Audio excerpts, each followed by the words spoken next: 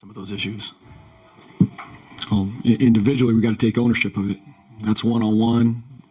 I'm making a read, making a pass. I'm getting stripped. I'm making the wrong read. Like, this is individual accountability right here. It's not a play call. It's not, it's not a defensive effort. It's not a 50-50 ball.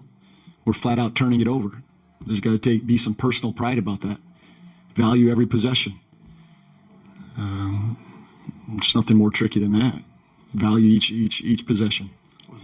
What did you kind of see in the 12-0 run there in the fourth, where like up 8, they call timeout, and then they just 3 straight turnovers.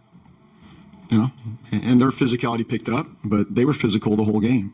So I thought we were the aggressive team there. To get out in the fourth, build an 8-point lead, got out in transition, turned them over, then it flipped. So we got to get our heads back right. Spirits back up, get to Sacramento and get a win there. But good battle. Our guys, obviously first time this lineup, new rotations.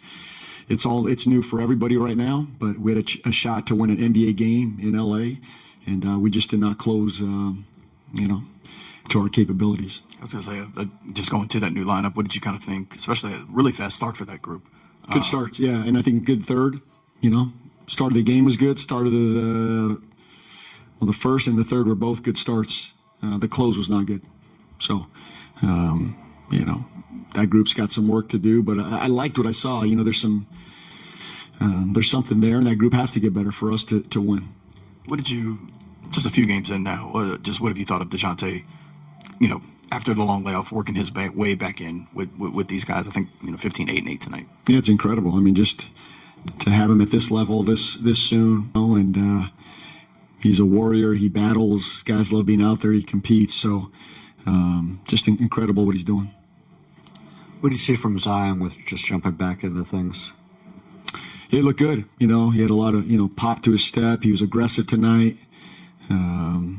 Got downhill.